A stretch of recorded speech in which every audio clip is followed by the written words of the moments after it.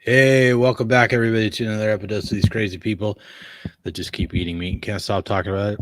Today, we're live streaming a little early, an hour early, and we actually started on time. So I can't really explain why that happened, but it happened. So here we are. Here we are. What's our topic today? Yeah, today's topic, I believe, is glycation. Mm, Hey, everyone that's here, welcome. We'll be taking questions, of course, in your comments if you choose to join us. If you happen to catch this video when it's not live, please do us a favor, throw a steak on that like button, scramble some eggs on the subscribe button if you're not yet subscribed, throw a fish on that notification bell and leave us a comment. Let us know what you thought of the show, comments, questions, concerns. We're here to serve you, serve the public.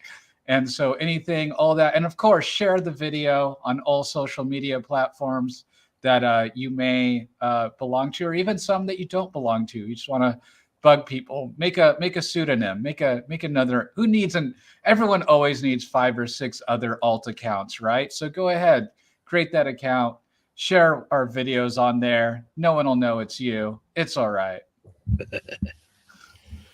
yeah. So, glycation, huh? I guess in a basic sort of way, glycation is, it's a process that goes on because there's always blood sugar, but when you have a lot of blood sugar, high blood sugar levels, glycation can run amok. So, what's your sort of general understanding of it, Justin? Yeah, my understanding of glycation is cellular damage from not being able to use insulin to process sugar, glucose, blood gooses out of the cell. And so, to me, the big point about it is, or the point that I try to get across to at least as many people as I talk to, is that sugar is a toxin. Um, Now, yes, the body can handle levels of sugar, but typically the way your body's built is to handle endogenous sugar and not exogenous sugar. The more I kind of dive into it and the more I learn, that is a point that I feel like can't be said enough. And to me, it's because of any exogenous glucose, blood gooses that you put in the body, your body now has to process it out because it's typically going to be above the normal threshold that your body is accustomed to. Um, I said that kind of weird. Uh, so basically, naturally, your body, with gluconeogenesis, with just eating meat, you'll produce between, depending on your activity level, height, age, weight, etc., roughly about 200 to 400 grams a day, or milligrams a day. Sorry, not grams. 200 to 400 milligrams of glucose a day, essentially. And you can take a piece of bread, and that's already, like, I think one slice of bread is like 100 grams or something. No, well, I guess it'd be like 20. I don't know. What's it? I haven't looked at a piece of bread. What would it be? What's like an average piece of bread? How many grams of carbohydrates is that? Anyway, while he's looking that up, anyway, that's on I'm top of supposed to what look your it up. body is naturally. I can't talk and keyboard at the same time. You know Oh, this. um, and so, uh, yeah, and so you're adding that extra stress uh, on the body when you're having that exogenous uh, blood glucose. Hey, zero carbs in. Nice to meet you. yeah. So, You're 30 chatting. gram slice of bread has about 15 grams of carbohydrate in it. So one slice of bread. Okay, So 15 it's like grams. half Right. carbohydrate. So typically a sandwich is 2 slices. So yeah, there's 60 grams right there. Have a soda, have some juice with it, right? have some other plant material, and your easy any meal is like 100 grams of glucose, easy, if not more. And so that's where I think you can become have issues with glycation. If you're eating like that 3 meals a day, you're getting an extra 300 plus extra milligrams of glucose in the blood compared to what your body would naturally generate. Yeah, I mean, as we often say, the dose makes the poison, right? So a little bit of extra sugar, probably not a problem, but you eat it every day, and then the higher your blood glucose levels tend to go up. And of course, there's debate about fructose. Fructose is like 20,000 times more efficient at glycating proteins, but fructose levels never reach the same levels as glucose levels. So it's unclear how much damage fructose is going to do, but both of them will actually glycate proteins.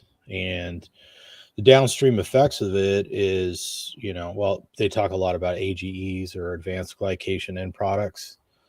So I like to just talk about it in terms of what sort of effects we actually see in the end, what sort of disease we see in the end. So these AGEs or glycated proteins, they can gum up the small blood vessels. So they can, you'll see damage in things like the kidneys from that. Um, and then it's known to cause cataract. So it clouds the lens in the eye. Um, it's also implicated in atherosclerosis, which is blockage of the coronary arteries, and on and on and on. So, Are you trying to tell me it's not all that cholesterol? well, it seems like cholesterol plays less of a role than causing heart disease than that. I mean, it's part of the process of bandaging over the inflammation, right? So, it's not necessarily. It's like you got a fire and somebody comes along with a big hose and puts it out, and then you complain about the flooding, right? So everything's all waterlogged. So yeah, I mean, you kind of got to look at that as how the how the substance is involved in the process as opposed to causing the problem, right? I mean, sure, you're going to have almost everything that's contained in a blood cell in a plaque in an artery. So you could blame all kinds of components for the blockage, but the blockage wouldn't be there if there wasn't inflammation, right? Right.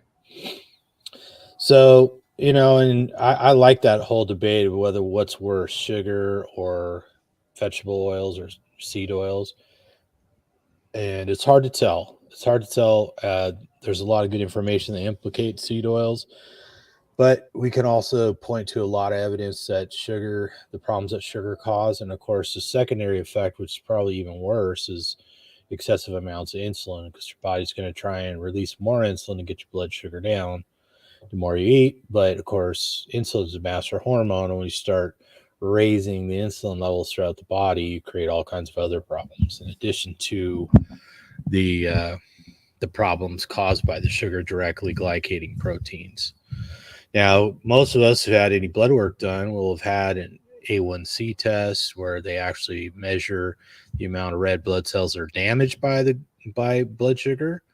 So, and of course, I don't know if you watch any TV or listen to radio, you hear all kinds of ads for drugs to help reduce A1C scores. Um, and for most of us, the simple truth is if we just eat less sugar or no sugar, then our A1C score goes down to normal. I Are know you not. saying mastering diabetes, or as Bart likes to say, mastering androgyny? Are you saying that they're barking up the wrong tree, or I guess for them it's the right tree? They're all about the fruit trees, if I remember right. Well, it's a weird thing where I have a couple friends that have diabetes, and they talk about these drugs they take to help their insulin work better, and it's like, well, you're really just taking drugs so that you can tolerate more sugar, but it's not presented to them that way, right? It's like it seems like the doctor or whoever they're dealing with never says, "Hey, by the way, if you just stop eating all that sugar, you won't need all this extra insulin and all these drugs to make the insulin work better, right?" So, and of course, we know that as your insulin goes up and you take those drugs to make the insulin work better, it's just cramming more sugar into cells that don't want that sugar, which is why a lot of people with advanced diabetes get those diabetic lesions on their lower extremities in particular, leads to things like amputation, blindness, Well, uh, neuropathy, neuropathy. Sure, because macular degeneration. you gotta take that gabapentin for your neuropathy, right? Right, right. More drug, Neurotin. right? So yeah, so glycation has all kinds of effects over time on the body. So as long as you're putting in more sugar than those and damaging more protein faster than it can be replaced, then you're gonna have um, you're gonna have health effects eventually, right? Yeah, I mean, it's just a natural. So, the people like mastering androgyny, also known as mastering diabetes, and also Church of Veganins, those groups, they believe that the cause of diabetes is insulin resistance, which is what we're talking about, where, and it's not so much a resistance, it's kind of a misnomer, as it is a insulin uh, burnout, basically, where it's like your pancreas beta cells are not able to produce enough insulin to keep up with the demand of sugar. So your body's too high in sugar or carbohydrate, and there's just not enough for it to keep up with naturally. Um, and so it's not that your cells are resisting the sugar as it is that it's too much for it to process, and then what your pancreas eventually, not total burnout, but it starts to glycate, I believe. Even in that level, you damage your pancreas by overuse and overstress. um Yeah, I think the beta cells get burned out there right. for after excessive production, and then also you get these fatty deposits in the pancreas, right? Right, exactly. And so Which, when that happens, you're basically at type 2 diabetes right there once you do that. Um, and so yeah, so they think that process, it's the not having enough the cells not processing the sugar due to not enough insulin, thereby you're insulin resistant. And so, and they blame the fat, right, on their side. They say, oh, it's because the fat, because the body actually, and I wouldn't say struggles the word, but it's like, so you have your fat burning engine and your carb burning engine, let's say, in the body. And what happens when you try to burn both is you end up with in the Randall cycle situation, right? So basically, the carbohydrate sugar is toxic, fat is not toxic, but it has to play this game with itself of, what do I do? How do I process this? What do I use for energy? What do I process out? And it becomes like this huge stress on the body. Um, and so that, so instead of looking into the Randall cycle, which you do alleviate the Randall cycle if you get rid of the fat and only burn carbohydrate. Yes, you can run that way. Your body can produce energy that way, but it's more stressful and more of a process on the body, on top of not getting nutrients. And so, because fat also causes a slight insulin response, and so does protein, but not as much as carbohydrate. And so the body's gonna kind of titrate these three macronutrients if you're eating all three at the same time. Or not triage, I mean, sorry, not titrate. Triage the three macronutrients. It's going to process out the carbohydrate first, then it's going to process your fat, and then it's going to process your protein. Yeah, And if you have way too much sugar, it never gets a chance to really go through and process that fat, and certainly never processes out possibly bad protein cells. And so you get this entire breakdown of these bad cells or dysfunction cells in the body because it's not able to properly cycle everything out. You know, you've got dead cells that need to get moved through the body, or damaged cells. Yeah, I think one of the other arguments is used that there's a certain type of fat that accumulates in the cells, and it's misunderstood because it's not actually dietary fat. So a lot of people blame that fat accumulation in the cells on dietary fat, but it's actually a fat produced by the body to protect those cells from elevated sugar levels. So, you know, it's sort of damage control. Again, it's a response to high glucose levels and not dietary fat. Right. And so the vegan response, or it's insulin resistance, they're blaming the response instead of blaming the root cause. And so when it comes to a lot of these issues and diseases that we talk about on the show, we're talking about typically the problem of them blaming response rather than cause. Yeah. Yeah, I mean, you can see a bunch of firemen leaving a fire and assume they're the ones that burn the place Started it. down. But yeah, so I mean, it's easy to make that mistake, especially when we're talking about things going on in our bodies over years, and then try and boil it down to a blood test or a catastrophic health failure. You know, there's a lot that went into that that's not apparent. So Well, and what's really sad, especially when it comes to blood sugar, cholesterol, other issues, is it's not a problem until it's like specifically diagnosably a problem. So, you know, so-called insulin resistance happens way before diabetes, you know.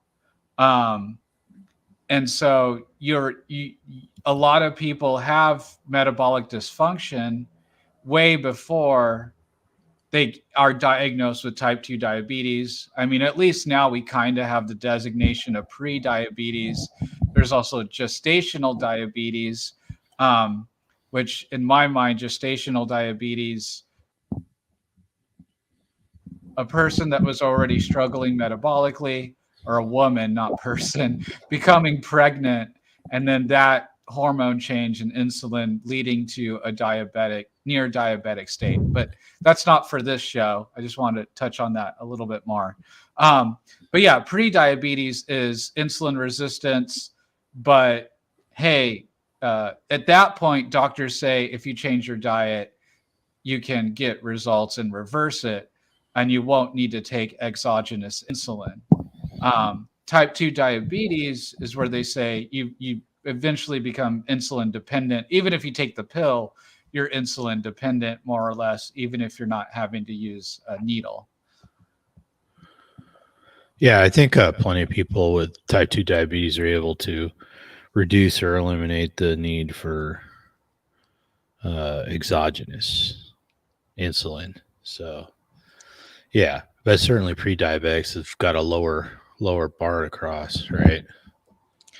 Yeah, exactly. And you know, it was a shock. So, you know, I just recently learned I'm 33, not 32. So I'm getting over that Really? realization. Yeah, I was talking to a friend and he's turning 35 next month. And I was like, wait, I know I'm temporarily 2 years younger than you. You're turning 35, which would mean I have to be 33. And me and his girlfriend are the same age. So I lost a year somewhere. I've been running around saying I'm 32, but I'm actually 33. So that's been traumatic this weekend. I will throw that out there. Well, you math hard. Yeah. So no, but when I really was 30 or 29, 30, one of my good friends was diagnosed with type 2 diabetes, and it happened because he got like really dizzy and like heart palpitations and stuff. He ended up in the ER. Dude's typically as healthy as a horse.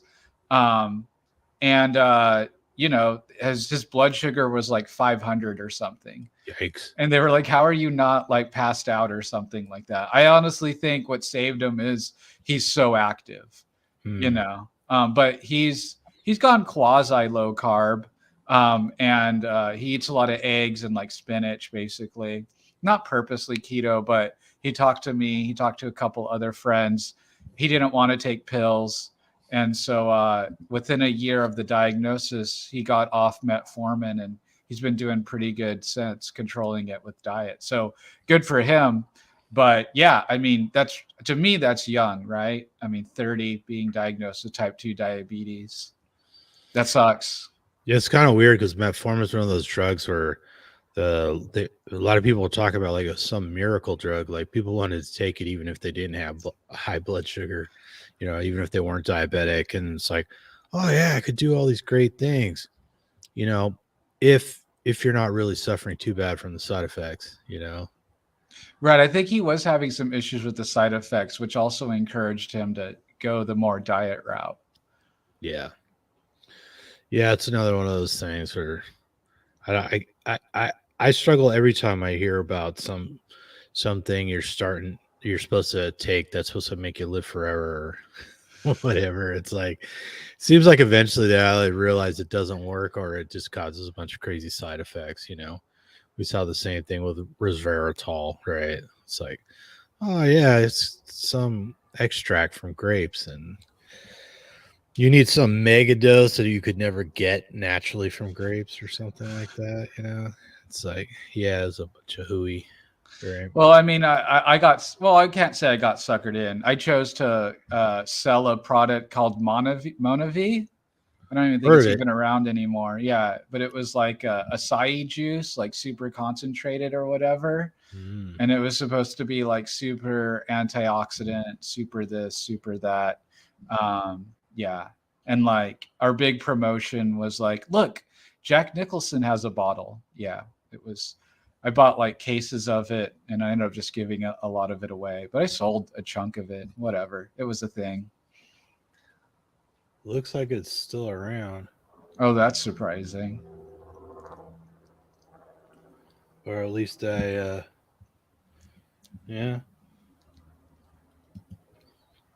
Yep. So I was there. I sold it. I mean, it tasted good. It's gone. Foreclosed in 2015. I want to say this was 2009 or something, 2010 when I sold it. Yeah. MLM. Yeah. Uh-huh. Did you get in on the bottom rung on that one? It was close to the bottom rung, actually. Yeah, it was pretty close. What did it taste like? It tasted really good. I mean, it just kind of tasted like, so it's acai, like, acai, right? I forget what that fruit. Some sort of magic fruit from the jungle somewhere, right? Yeah, exactly. So it was like super concentrated, proprietary acai. Well, the website's still up. It comes in like wine bottles. Yeah, exactly. So it had like these fancy bottles, right? Exactly. What could I say? The glass bottles, they had me that it came in a glass bottle. You would take like 2 ounces a day or whatever. Wikipedia made it sound like it's closed, but website's still active. Huh. I don't know. I haven't checked on it in years, but maybe just the domain's still open or whatever. I don't know. I don't know. Apparently, you can buy 4 bottles for $185. Yeah, this stuff was ridiculously expensive. It was like $40 or $50 a bottle, if I remember right. And a bottle, I think, would last you a week or something, or like 2 weeks. What a bargain! Plus shipping. Does it raise or lower your blood sugar? I think it was claimed to lower it. Does it glycate any proteins? Probably glycates all the proteins. I don't really remember looking that. I mean, I don't think it had like added sugar or anything. I think it was just like pure It's got acai. apple juice and pear juice concentrate in it. So pretty sure there's some sugar in there. Oh, all right then. Well, I wasn't paying attention to such things at the time. Berry juice, white grape juice, pear puree, citric acid, banana puree, purple grape juice concentrate, pineapple juice concentrate. It's just a bunch of fruit juices concentrated. Maybe they changed it then. Yeah, maybe it's a different product now. I don't remember it having all that, although I don't remember paying attention that much. They said it was good for migraines, so of course I took it. Talking to Lisa? Talking to Lisa? I thought you just said hi, Lisa. I said no such thing. I said I heard it was good for migraines, so of course I took it and sold it. And glass bottle, and Monavi has a fancy name, Jack Nicholson. You know what I mean? So what ties me to Jack Nicholson? We both at one point supposedly drank Monavi. So there you go. We've got cred. So did it help migraines at least? I mean, I remember in the morning it would give me a bit of an energy boost. I don't remember it actually helping with migraines or anything in particular. Could have been what is it? Not perceptual effect. I can't think of the name. What's it called when like it's in your mind that you believe it's something? Placebo. There you go. The placebo effect. Is that the right word? Yeah, placebo effect of mixed fruit juice concentrates. Right, exactly. I mean, it didn't taste that sweet, if I remember right. And it was like, oh, it's good for blood pressure. Yeah, of course, all the usual stuff. Ooh, we do have an article I wanted to talk about if we're kind of moving away from this whole glycation thing. Hey, bring it if you want. Yeah, sure. Let's see. Buttons. Well, I just wanted to go over this because it's new. Damn it, that's the wrong thing. Now the show is just me yelling. All right, very good. You're not even really yelling today. What do you mean? Oh, I need to yell more? I'm not yelling. I told you I want you to have a double espresso before you come on here. I want you jackhammering up and down in your chair. You want me jacking in the chair? That's not what I said. Oh, what's the name? Oh, that's the name of it. There we go.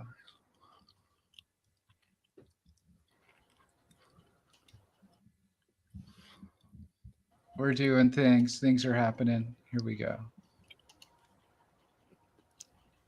So this is popping up, but this is good. I mean, I don't mind.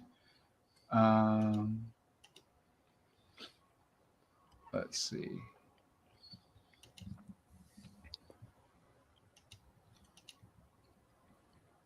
Aha. There we go. You see that? I can't see the studio audience now, just so we know. But do you see that? I'm going to add it to the stream right now. Okay.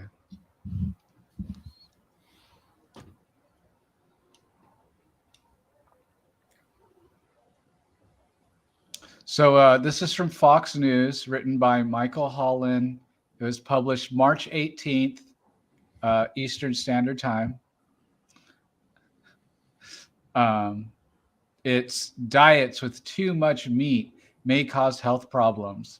Low testosterone in men study. Researchers said that they believed that high protein diets could cause protein poisoning. Now that's something don't think I've heard yet. Have you heard the phrase protein poisoning yet? No. I didn't know there was. Every once in a while, you hear somebody say, "Oh, protein's bad for your kidneys" or something like that. But did they bother to define high protein in here? We'll have to go through. Let's see. A new study suggests that having a diet with too much protein can cause serious health problems in men.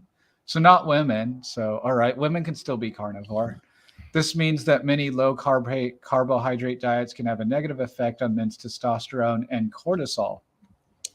Nutritionist, of course, it's a nutritionist, right? Joseph Whitaker and Miranda Harris published their study in Nutrition and Health, an academic journal. Better watch out. The researchers have compared the results between participants, adult men, partaking in a high carb diet and a participants low in a low carb diet. In the low carb diet, the missing calories were replaced with protein. A new study. Let's see. A new study defined a high protein diet as any diet that would make up more than 35% of protein. For the study, a high protein diet was defined as a diet where more than 35% of the calories came from protein. A diet that was made up of less than 35% was considered a moderate protein diet. Well, at least they put some numbers on it. Right. So I'm guessing that's calories, right? Typically. Yeah, they said from calories. Oh, okay. I missed that part. Yeah. Joseph Whitaker explained that there appeared to be a connection with eating too much protein and having lower levels of testosterone. High protein diets caused a condition he referred to as protein poisoning. Sorry, I have to laugh if I hear something called protein poisoning. Right. This condition occurs when the body breaks down too much protein, which results in high levels of ammonia, which then become toxic. Although that's okay. Whitaker theorized that the reason why this causes low testosterone levels is the body stops producing the hormone while it focuses on combating the protein poisoning. There are benefits to eating proper amounts of protein. These include helping the body build muscle and feeling full for longer periods. Also, low carb diets have shown positive results in previous studies and can be an effective method for losing weight, providing the dieter follows a healthy diet. Comments. Immediate question. Who funded this study? Yeah, Lambs wants to know what's the other 65% of the diet. I'm guessing Right. it's grains and stuff, right? I would guess so. Did they say what kind of protein they use too? Because a lot of times you like. I was listening to Chris Masterjohn talk about a study he did, right? And they were looking at glycation in mice, and they used a specific. I think it was egg protein or something like that, but it wasn't just egg protein. It supplemented with bioflavin, and then he was also doing experiments with green tea at the same time. And what he learned about green tea was that green tea blocks the absorption of everything. So the higher the green tea dose, the less nutrients you absorb. So, anyways, I don't know that there was anything meaningful that came out of that as far as glycation, but green tea did help things like that because it just blocked the absorption of the sugar, but it blocks the absorption of all nutrients. So, yeah, it was kind of interesting. So I'd be interested to see what else they were feeding these people. Yeah, I'm trying to find a link to the direct study, but I can't. There's no links, and shame on you, Fox, for not linking the study. I will say. Yeah. Big sad. But anyway, so about the part about the ammonia, man, I don't remember. There's so many podcasts out there, but there was someone I remember saying that it's nigh impossible to eat enough protein. Now we're talking protein alone, to where your body can't process that ammonia and excrete it or sweat it out or whatever. You're not going to end up with protein poisoning. It's nigh, like, so close to impossible. I think I remember recently Sean talked to Ted Naiman, I believe. He's the big high protein guy, right? Yeah, it's a PE diet guy. It's protein to energy ratio. It's like protein to fat ratio. Yeah. And he was saying he only saw people have trouble. I guess there was some issue with some experiment with bikers, like what Joe does, bicycling, you know, but they were doing like the whey protein and Cyclists. having cyclists, Yeah. yeah. And they were doing whey protein, and they were doing like ungodly grams of whey protein, you know. Mm. And so the amount of, yeah, I mean, you can hit unnatural amounts of protein doing whey protein or protein shakes, drinks, powders, whatever, compared to eating meat. One issue with it is just the way it's digested, right? The chewing process, having it go down through the body, whereas in a liquid form, your body's going to absorb that quicker. But it wasn't anything terribly serious. It was just that they had some elevated levels of this or that. I don't remember the specifics at this time. So yeah, and I don't remember ammonia specifically being an issue that they talked about. Mm. So yeah, I'd say don't worry about it. It'd been great to pull up the study to do a proper critique. Maybe we can hunt it down another time. Yeah, a But lot of those protein shakes are like concentrated whey isolate or maybe egg isolate or um, pea protein or whatever, you know. So it's not the same as eating, you know, red meat. So right. And another thing too about these studies is how long they were on the diet, the keto-ish diet or the low carb or the high protein diet as well. Yeah, you're probably, if you go anytime you change your diet, your body's going to have to find a new equilibrium. Maybe they did blood testing or hormone testing every 3 to 6 months over a year period. Not sure. well, But that yeah, would make it more proper because in the beginning, you're going to have wacky numbers changing your diet. well, and it's just an assumption that it's like, oh, well, testosterone levels fluctuated or something. What if that person just didn't need as much testosterone, right? What? A male not needing as much testosterone? Come on, Tom. That's Yeah, crazy because talk. we know that like the receptor site concentration is more important than the hormone level, right? It's kind of like the same argument with yeah, you know, not needing to supplement vitamin C when you stop eating sugar, right? Because the vitamin C and the sugar compete for the same transport molecule, and if you're flooding the system with sugar, then the vitamin C doesn't get transported around. So, you know, if you have, you know, another factor, let's say like receptor sites increase, let's say you increase protein. Let's say it's a healthy protein. Let's say that, I doubt it, but let's say they were eating steak instead of some stupid shake. Um, you know, maybe they had more receptor sites, and so the body was getting the response it wanted and didn't need higher levels of testosterone. Yeah, certainly possible. I mean, we seem to see that with many lab results. Some not. Some people's labs seem to stay. It is, I mean, because the body's job is to create a homeostasis state.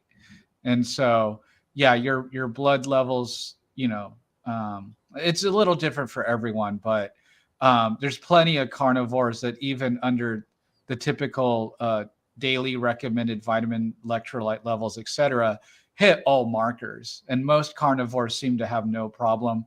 The only marker that comes up typically is cholesterol, maybe triglycerides, markers, A1C, blood glucose morning tests, fasting glucose tests are usually solid, of course.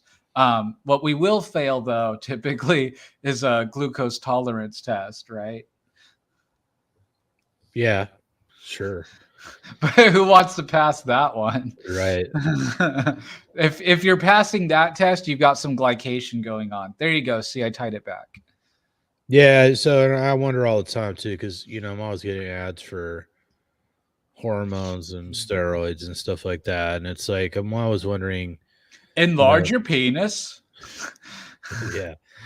So it's like, well, maybe people supplement these levels. They've got their testosterone over 1,000, 1,500, whatever, whatever their goal is all the time, because they need it to offset the effects of their diet. So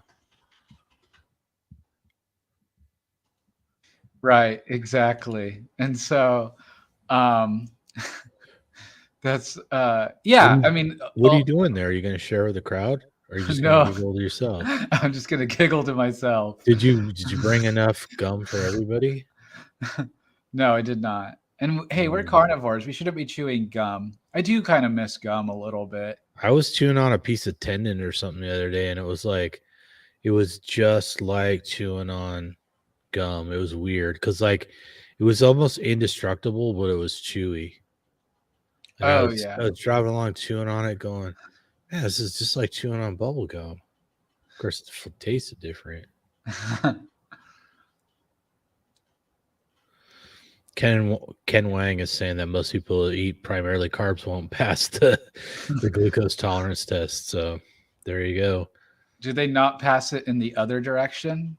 Like Yeah, I their don't know. bodies. Because maybe, I mean, could that it's supposed to judge insulin response, right?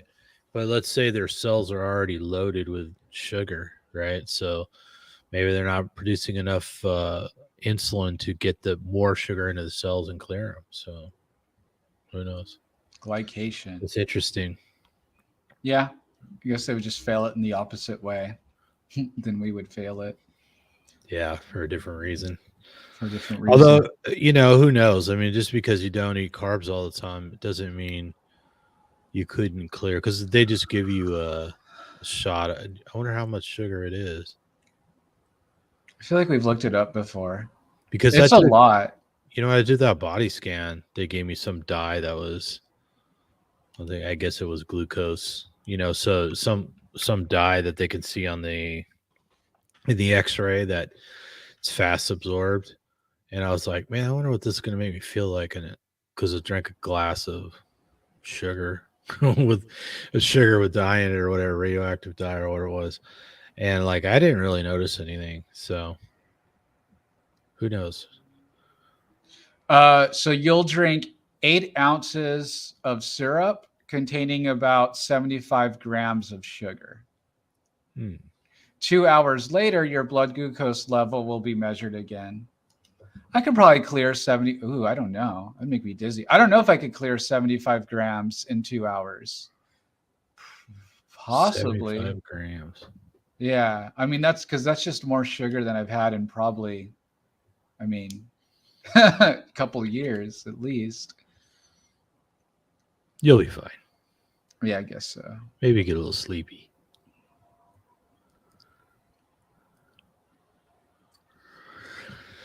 Yeah, it's interesting. Maybe they'll come up with tests. Although I wonder if anything else gets absorbed as fast as sugar. So, Well, alcohol. is it? Does it get absorbed faster? Yeah. Well, yeah, because it's obviously poisonous. Oh, and if you're for some reason pregnant women, they get 100 grams of sugar because that's a good idea. The irony in that too is that that study where they linked high A1C values to a much greater increase of having an autistic child, right? Pregnant mothers. Mm-hmm. Yeah. Yeah, the American College of Obstetricians and Gynecologists recommends performing a 1 hour blood glucose challenge test to screen for gestational diabetes in low risk pregnant women between 24 and 28 weeks of pregnancy. Dr. Maine is gestational diabetes, family history of diabetes, obesity, blah, blah, blah. If your doctor determines you're at risk or you have a suspicion value on the 1 hour test, you may be advised to take a 3 hour glucose tolerance test. You'll be asked to come in test fasting, not having any food or anything to drink. Fasting blood sugar will be obtained. You'll drink 8 ounces of glucose solution containing 3.5 ounces of sugar, aka 100 grams. That just sounds, I mean, that sounds illegal. Like if I was president, that would be illegal. Just saying. To do to pregnant women, that just sounds like a horrible idea. Yeah, but people um people eat more sugar than that all the time, you know. Get a big old stack of pancakes with syrup on it. Come on. Oh, you could eat pancakes at IHOP. There you go. IHOP's the worst. No, Norm's is the worst. It goes Norm's, IHOP, then Denny's. What's wrong with Norm's? Oh, every time I've gone there, there's one time where it was decent. The food tastes weird. The service is always bad. The place smells kind of weird. The color palette is just, I love the color orange, but the orange with that blue is just ugly. Glad you got that off your chest. Thank you. That's that. As you can tell, it's been quite the burden. I haven't been to a Norm's in, I don't know, 20, 30 years. I couldn't even tell you where there is one right now. See, Denny's has a proper color palette. It's blue, it's yellow and red. I'm glad you got this all worked out. Just like McDonald's. Well, because the mix of yellow and red makes you hungry. Orange and blue doesn't make you Really? hungry. Yeah, really. For real. That's why that's why Carl's Jr. is yellow and red, yellow star, red You background. sure about that? 100%. You can look it up. It's psychology or manipulation, whatever you want to call Yellow it. and red makes you hungry? Yes. The combination of yellow and red makes you hungry. So you're sticking with that, huh? Yes. Do you personally notice you get hungry when you see yellow and red? It depends on how long it's been since I've eaten. Do you feel any particular type of craving when you see yellow and red? Usually Carl's Jr. or also out here known as Hardee's because we're special. Oh, it's Hardee's in Missouri? Yeah. Interesting. Yellow and red makes you hungry. Yeah. Does it glycate your proteins? I guess if you're hungry for a vanilla shake or chocolate. And look, that's why In-N-Out also yellow and red. This is true. They all do it. Wendy's is weird because Wendy's is just red. Jack in the Box, I don't know what they're doing. They're white and black. Although the Jack's little nose is yellow and his hat is his nose is red and his hat is yellow. Are you old enough to remember when they blew up the clown? Blew up the clown? No. What is this? Well, when I was a kid, the outside, intercom system where you placed your order in the drive-thru was a clown. It was a Jack in the Box. Oh, it was a Jack in the Box. Okay, yeah, I know they did that. Yeah. And there was a period of time where like they were going to change their image, so they blew him up. They blew up the clown. Like it was part of the commercial. They yeah, it was an explosion. Yeah. We should look that up. We should watch that. And then they changed it to, they brought back Jack is back. Jack is back. Yeah. So wait, Jack in the Box had a clown that wasn't a Jack in the Box at one point? No, it was. They're talking about the clown out that pops out of the box. The Jack is the clown. Oh. Got it. Is that too much of a stretch for you? I think so. It's taking me a while too. So so Jack is the Jack in Jack in the Box. Mm-hmm. The clown. Right? Yeah, but I mean, he didn't used to wear a suit and tie, right? I mean, I guess if he was a Jack in the Box, he would be made of spring. Yeah, so like there was the Jack in the Box, the Jack in the Box character that we have now is a guy with a big head and a suit and tie is the real. Well, he's also like a bobblehead. I mean, he's not. I mean, he takes many forms. He's like Santa Claus or the devil. Right. I don't know. You think we could show him blowing up the clown? I think so. This is purely for critique and educational purposes. All right, let's try and share this. Hopefully we don't get scrubbed for it. I don't think so. Who owns Jack in the Box clown? Have you been to Jack in the Box since you've been carnivore? Yes. What do you order? Hamburger. A hamburger? Like Can you just see this? patties? Yeah, I can see Yeah, it. yeah, yeah. It's a Hamburger little patty. small. If you could embiggen it. Ay, caramba. It's fine. You don't have to embiggen. Let's see. There we go. Oh, I think I remember this commercial. They blew up the Jack. You're Yeah. right. Now I remember. So I had this horrible recurring nightmare as a child of being lost like in a subway, and I was looking for my dad or something like that. And the dream would end the same way every single time. And the way it would end was I would just turn around and it would just be Jack, like from the Jack in the Box standing there. And it freaked me out and it'd wake me up. So your daddy issues are somehow tied to Jack? Maybe. Did your Something dad like have a that. really big head? No, he didn't. Yeah. No. Hmm. Maybe we were eating a lot of Jack in the Box at that time. I don't know if your family did this, but I feel like we would rotate like fast food. Like 1 week it'd be like all about Jack in the Box, and like 2 weeks next it'd be like big on. Maybe it's just because whoever was having the sale at the time. I don't know. Yeah, probably. Yeah, we didn't really get fast food very often. So like we got In and Out, I don't know, once a month. And then occasionally, I know like if I went to church with my friend, like they love to go hit McDonald's before church, Hmm. So but part of that too was like there weren't as many fast food restaurants, like they weren't as convenient because a lot of them you had to drive away, so it kind of took the incentive out of going, right? It's like talk about going to Norms. It's like it was a pretty good putt from where I live to actually go to Norms. So like, didn't go that often. Now it seems like like where I live now, it's like the whole fast food industry was built into the town before it was built. So it's like every other corner. It's like every major intersection you got choices. Well, I mean, I feel like the fast food restaurants were like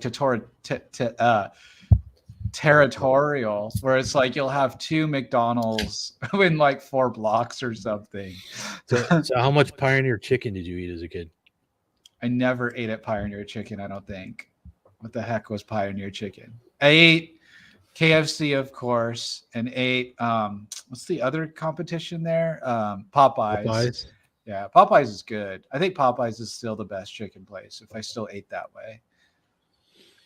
I think the original Pioneer Chicken in LA is still there. Hmm. But there used to be a few of them around. I don't think there's that many, but they're pretty big places. So just wondering. Oh, the KFC barbecue chicken sandwich was the absolute mega bomb, though. I don't think I've ever had that. Or did you ever get a double stack? I don't know what that is. So the double stack was one chicken, like the fried chicken breast or whatever, bacon, cheese, and then no bun. It was another one of the chicken breasts or whatever. Yeah, double stack. So it was almost carnivore if it wasn't. Oh my god, I need to. Seems like a healthy dose of meat. Like I need to make a double stack, but without it being breaded chicken. That sounds freaking bomb. I'll have to make that double stack. They must do something to those chicken breasts to make them tender. Like, cause like when you get a sandwich like that, it's always more tender than any chicken you get at the store. So they must have checked it with steam or something. I don't know. Some kind of voodoo. Some kind of chicken voodoo. And then you had the Mega Mash, which was like a double. Mega Mash. Do you remember the Mega Mash? No. The Mega Mash was a double size of their extra large serving of mashed potatoes, or like the large or whatever. It was like it was a gallon of mashed potatoes is what it was. A gallon of mashed potatoes. It was a gallon of mashed potatoes. Yes. Wow. It's called the Mega Mash. I think you could get a double stack and a mega mash for like $20. So you got a sandwich and a gallon of mashed potatoes for Yes. $20. Yes. How much protein will that glycate? Well, it was to share, I don't know. Oh, so you shared your sandwich with a. I Would you mean, just I like? didn't share the sandwich. I just shared the mega mash. Did you just dip the sandwich in the mashed potatoes? If you wanted to commit a sin against God, you would. Ah, But yeah, many a party night morning ended with a mega mash. oh, that's right. You used to be a partier. That's why you're an expert on Denny's and Norms. Yes, that's why I'm an expert on Denny's and Norms. I see. I once got caught talking to a painting in a Norms. No, and it was in a Denny's. That's right. What Whole was the different painting of? story. It was a painting I brought into the restaurant. Interesting. I brought my own painting. Uh-huh. Yeah. Is this sort of behavior the result of glycated proteins? Glycated something, I'm sure. Uh-huh. I see. All right then. So what's today's message? Don't glycate your proteins. Eat at Denny's, not Norms. don't blow up the Jack. I'm not taking sides on Denny's or Norms until I've had them side by side. I do remember like Norms had like all you could eat fish on Fridays or something. I think When that's why. Joe comes for one meal, we have to go to Norms, and then another meal we have to go to Denny.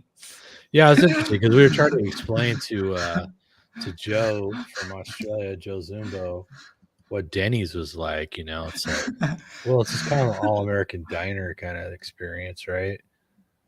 But Yeah. I feel like they've really amped. I mean, they go through periods. I'm sure all restaurants have ups and downs, but Denny's, I went to Denny's recently, and I was legit impressed with the Denny's. Huh. Like, I would go back. I would get a burger. I even got the T-bone steak and eggs, and the T-bone was great. That sounds good. Yeah. Yeah, I don't think I've been into a Denny's, and it's got to have been in the number of years. So, I mean, and it was like $15, which it was just restaurant price for steak and eggs. yeah, that's not side bad. of bacon. Yeah, it's really not bad. Yep. And yeah, you could spend that on 3 eggs. two big hamburgers at a drive-through. It could cost you $15. Correct. That is true. Easily, especially these days. Well, how long ago did you go? I went last month. Oh, so prices are already going up, huh? Yeah, probably. I don't know. I remember it was like $15. I wonder if they had trouble keeping employees like everybody else.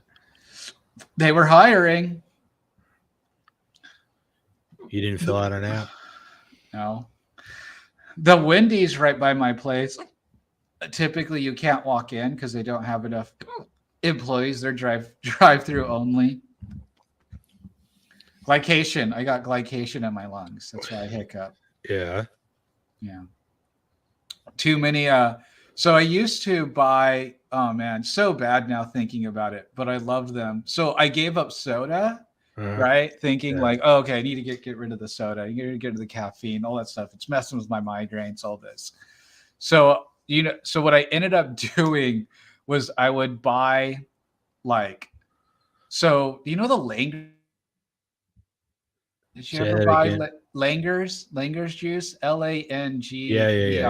Yeah, sure. So I would buy the Langer's juices. They were like, I don't know what the size is, like a 30 ounce, 32 ounce. I think there were 32 ounce Langer's juices for $1 at the 99-cent store. Yeah. And so I gave up soda, but I would drink like, I don't know. I would drink like 5 of those a week or something like that. Wow. Yeah, something like that. Like the 32 ounce juices. Thinking I was doing better. I was like, oh, this is fruit punch. Or like I'd get grape juice was always my favorite juice. I loved grape juice. Right. Ocean spray, whenever I could get ocean spray, if I could afford it, I'd be like all about it. Even the Yeah, ocean because that's like spray, $3 or $4 a gallon. right? It's like ridiculous. More than that, even the like whatever the regular, like what is it, like a half gallon or just under a half gallon is like Yeah. $4 back in the day. Those are 3-liter bottles, man. That's over 3/4 of a gallon. Oh, are you talking about the Well, Langers or yeah, I'm the? looking at Langers right now, so I'm trying to see. Okay, so it's 3-liter jug. It wasn't the jug. It was like with a cap. Like you could hold it in your hand. Uh, Yeah. So it was the one lower than that, the size smaller than that. see, it keeps scrolling through. I could put it on grape. I was gonna see what. From a search. So the grapefruit juice, an 8-ounce grapefruit juice is 160 calories. It's got 40 grams of carbohydrate in it, 36 from sugar. Imagine that. Wonder what the other carbohydrate is. Plastic. Yeah. So No protein. So I was Plenty of probably water. having 40 grams. I would probably drink about 8 ounces. I think it would last me like a day. I was probably having at least 16 to maybe 20 ounces a day of Langer's juice. Oh, and I would do a lot of the apple. What is that? Mott's apple juice without sugar added. I would drink a lot of those too. Yeah. Well, we all thought that stuff was good for us. I mean, right. I was like, they sell it to kids. Of course it's good. It's Mott's. yeah, when I was a kid, my mom would buy the orange juice concentrate, frozen thing. Oh yeah, I remember that. Yeah, the grape juice and the orange juice frozen. Yeah. Yeah. That really fell out of fashion, and I don't know why. Did we run out of steel or some weird thing? I mean, I know they still sold it, but like it really kind of left. I think it's still around. It's the cheapest way to get it. It's a frozen concentrate. And you add water, right? Yeah, you dilute it. So like, and you had to bring your own pitcher though. You had to like throw it yeah, in the pitcher. the thing is, my mom always had this like glass bottle went into, but like the frozen concentrate won't fit through the top, right? Uh-huh. So you go through all this pain and suffering and sticky fingers to melt that stuff down in a funnel with water and not use too much water, right? It's convoluted. There's no way my mom's gonna go get a pitcher with a top that's big enough to put that cylinder of frozen orange juice into. Of course not. Well, she couldn't put it. You couldn't put it in a bowl or anything. Pour the concentrate in the glass and then just add the water. Come on, man! You're getting unnecessary dishes dirty, and then you got to wash them, and then you're wasting dish soap, and you're using hot water, which wastes energy and water. Come on, man. That's the kind of mother you had. Okay, now yeah. I mean, a lot of that generation that way, they were raised by people that survived the Depression. So correct. It's like that rubber band. You know what a newspaper is, right? Yes. Okay. Just checking. There's probably people listening never seen a newspaper. But they would throw the newspaper in the driveway in the morning, and it would have a rubber band around it, right? Uh-huh. You better damn well save those rubber bands. I went out. I feel so bad. Like I literally went out and bought a ball of rubber bands. See, if you saved the ones off your newspaper, you wouldn't have to. I don't get a newspaper, and the newspaper is like a $50 a year subscription. Like not want, not young man. 50 times more than the what cost a band ball. Maybe if you had been buying frozen concentrate, you wouldn't have had to buy all those bottles of Langers. I suppose. I mean, honestly, looking back, that would have been the better deal. I don't know. Getting 32 ounces for $1. I don't know. Come on, man. Frozen concentrate is the most efficient way to raise your blood gooses. That's the most efficient way to glycate your proteins. Is it doctor approved? Is it nutritionist approved? I'm sure Frozen it is. juice. Sure. I'm sure it is. We could probably get frozen acai. Oh, they already have that. Never mind. It's not a new idea. Okay, some kind of frozen juice, repackage it, and sell it at a premium. Put an organic sticker Absolutely. on it. So, what did you eat with your juice that you were drinking?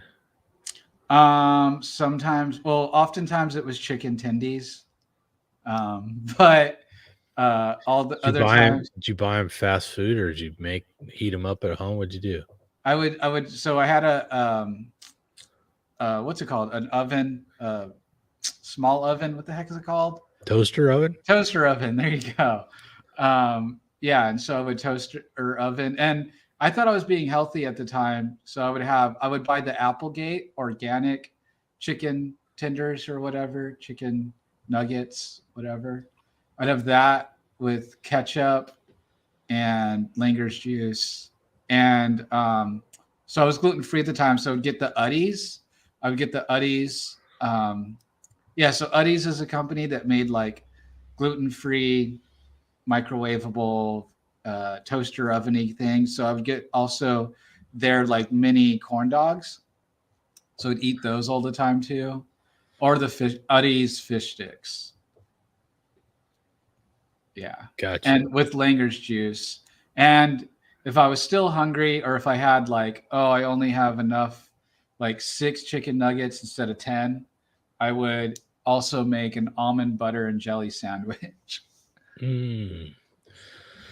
So, if you were short some nuggets and Judge Wapner was coming on at 5, you had to have a suitable substitute. Yes, I had Right. to have. Right, Gotcha. exactly. Yeah. Oh, and then on top of that, it was some Annie's popcorn. I've seen Annie's. That's the little rabbit logo one. Not Annie's, sorry. Boom Chicka Pop. Boom Chicka Pop popcorn. Boom Chicken Pop. Boom Chicka Pop. That I was addicted. You have no idea. That was the first thing I gave up when I went carnivore, and that was the hardest. Yeah, that was the first thing I said goodbye to was Boom Chicka Pop popcorn. I loved that. I would go through the large bag. I would go through 2, is this sometimes 3. pre-popped? Yes, it's pre-popped. It's premium pre-pop popcorn. Because the regular popcorn had all the seed oils and stuff in it, right? And I knew that was bad. The like cottonseed oil or whatever. That what's the company? I don't even know the company of, but that makes the microwave popcorn. It's white. It's white and blue. Orville Easy. Redenbacher? I don't know.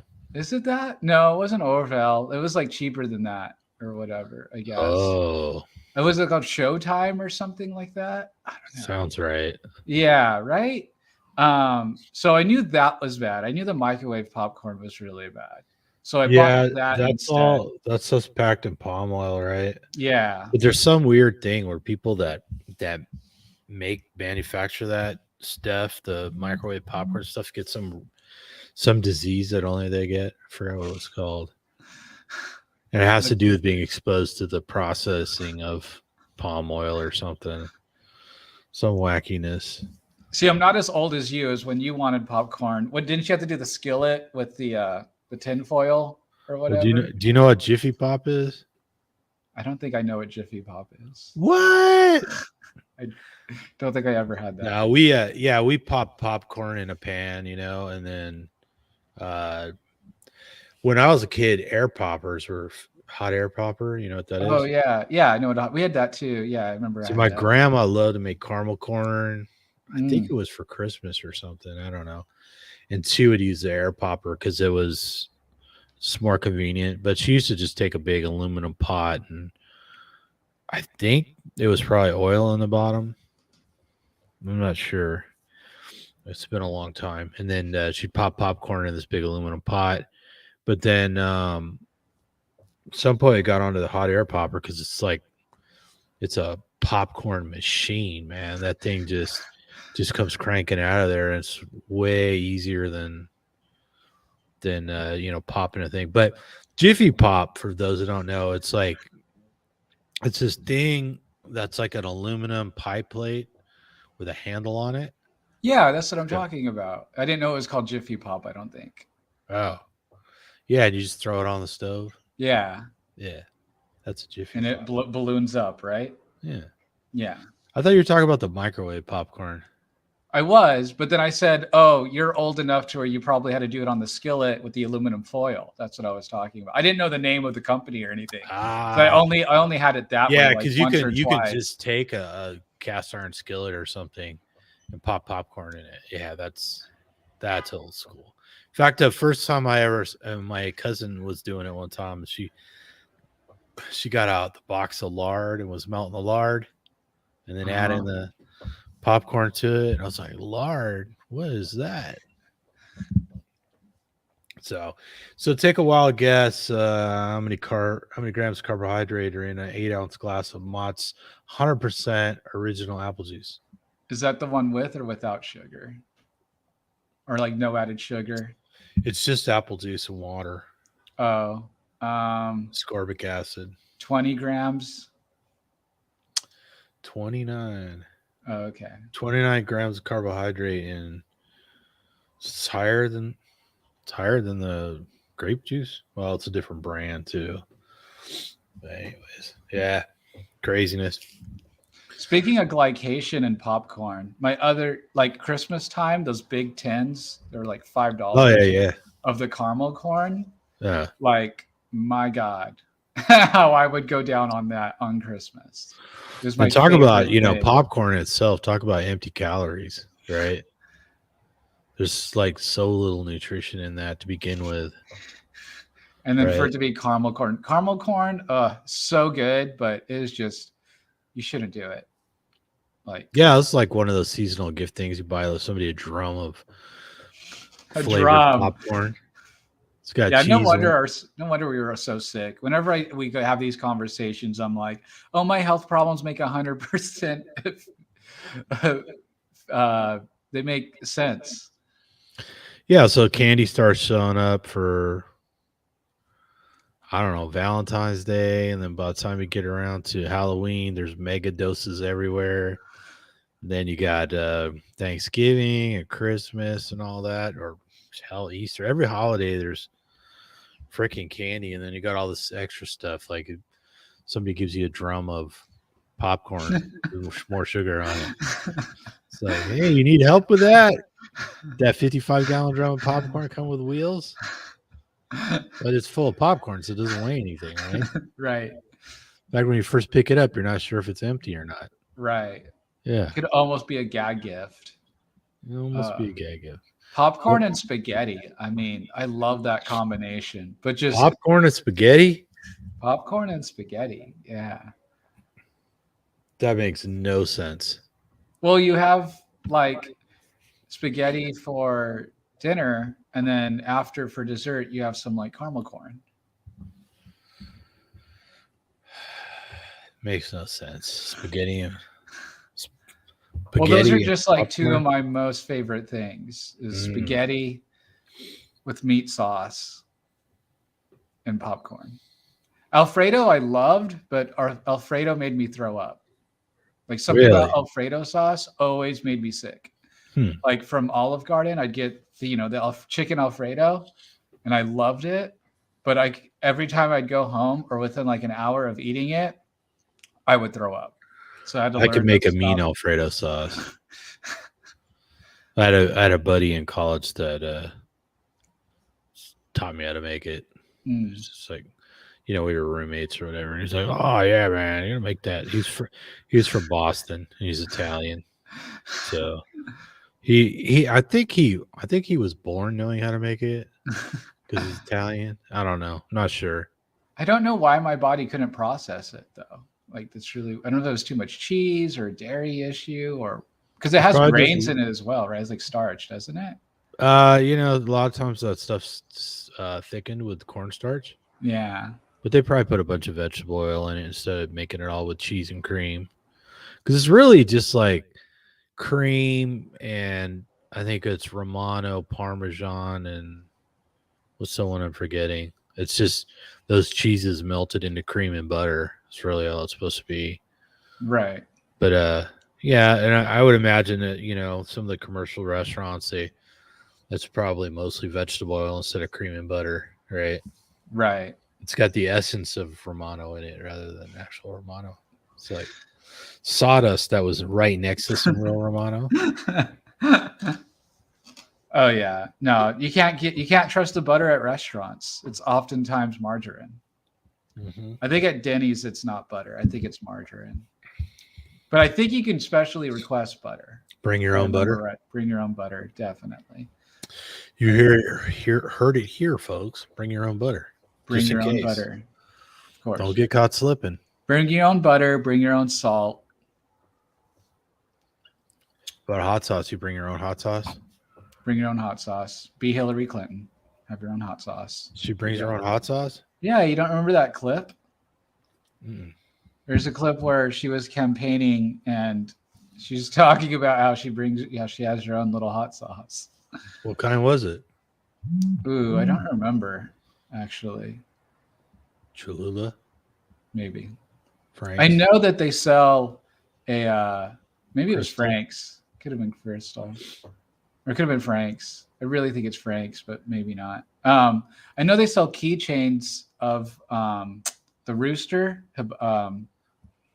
What's it? What's the rooster? Oh man, super popular Rooster hot sauce. Yeah, the rooster hot sauce. Totally know what it's called. I just can't think of it right now. It's not Tabasco because No. damn that Tabasco Chipotle, that is the bomb. Oh yeah, I've been thinking about us doing a stream where we go and buy a bunch of the keto beers and try them. Oh, you're talking about the Chinese hot sauce? Yeah, yeah. Oh, yeah. That's they make that sriracha. Sriracha. There you go. Yeah. Sriracha. Sriracha. I know they sell Yeah. keychains of that. That stuff is good. I will say. Sriracha? Sriracha. Yeah, I used to work got just short enough distance from the kick. factory. There's a great big factory in Irwindale, California Huh. that makes it. They actually have a really nice building. It's like waterfalls and everything. It's like an industrial area, and then there's a nice building with waterfalls on the corners and stuff. Like, yeah, It was really weird because never heard of it throughout my childhood. Then all of a sudden, it was everywhere. Oh, really? Yeah. Yeah, I don't know. Maybe I'm used to seeing it because it's local, but it seems like you would have seen it too, especially the neighborhood you grew up in. Well, yeah, I did there, but I mean, as a kid, I never saw it, and then just all of a sudden, like sriracha was everywhere. Huh. You're the one guy from the one rock star guy from what you call it has his own hot sauce. Dexter.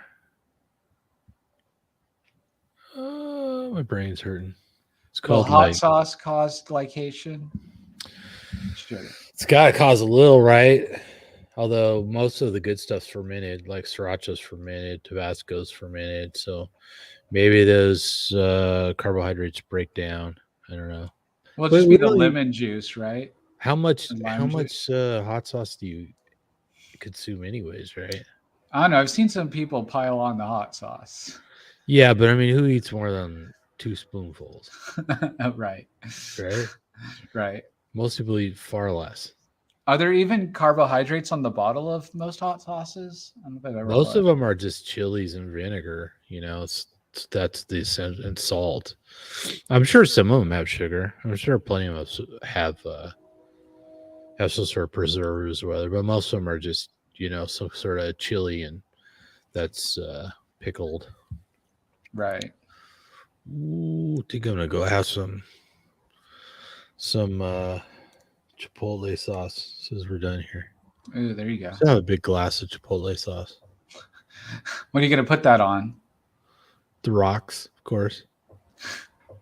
Just ice and Chipotle sauce. Yeah, like my hot sauce cool. Like your hot sauce cool. There we go.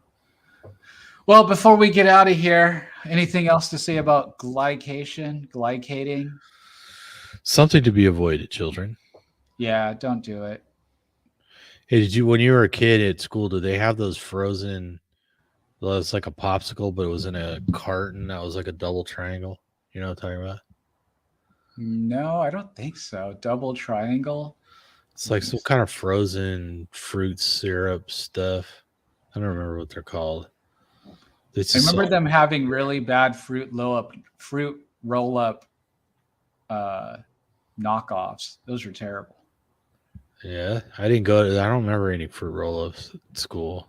Yeah, they gave them to us for a break when we were doing the STAR testing, like the standardized testing. Yeah, it would be for your break. They were like, "Oh, you need this because we know you're testing all day. So for the break, you could either get what was it, like 4 ounces of apple juice or 4 ounces of orange juice, and then you got a knockoff fruit roll up, which I don't even know what was in it. It I don't tasted, remember anything like that. I don't yeah, for remember STAR any testing. sustenance for testing. Period. Yeah, STAR testing, the break, they would give us that for, I guess, for the glucose. Right. I'm sure that didn't help. Right. And then the cool teacher would bring donuts. Wow. The cool teacher, the former Yeah. cop. Just kidding. I didn't say that out loud. All right. Well, thanks everybody. Thanks for joining us. Hope you enjoy the Thanks. video. Send around links to people who enjoy it. Check out our other ones. This is one of our long format videos. We do a lot of short ones too. It's called the short ribs. So, anyways, we'll be back next week. We'll probably start an hour later next week, which the usual time is 5 I think so. PST. Right. We usually try and post a heads up here or there. Maybe check YouTube because once it's scheduled, it usually shows up on YouTube. And by the way, we have a Telegram group, the Meat Mosaic Telegram group. So if you're interested, It's just hot and popping. just let us know in the comments, and we'll post the link there. We posted it, I don't know, a week or two ago. Somebody asked for it, so we did it. It's a nice small group. It's not crazy active, but it's new. So, anyways, if you're interested in Telegram group, of course, you can find us at Autistic Carnivores on Facebook. We've been thinking about doing a Meat Mosaic group on Facebook, but haven't had enough time to do a crazy amount of social media. So I figured I'd just send everybody to Autistic Carnivores. Or I also have one called the Ketogenic Fasting Project and the And Meat cult. Cult. And there's all kinds of Facebook groups. If you want to join one, just let me know. I'll put the links in the comments or something like that. That's way. And then of course we're on Instagram. I'm just Thomas. Is it Thomas Allen Clark? Yeah, it's Thomas Allen Clark on Instagram, and Justin is All Out Life Carnivore. Yeah. So if you want to keep in touch or send some more requests, we got a request for a video today on the Telegram group. So anyways, thanks for comments. I always enjoy your comments, and the more interaction, the better. So thanks for everybody that helps us grow the channel. And until next week, eat some meat. Feel better. And whatever you do, do, don't fall down the glycate those glycation proteins. hole.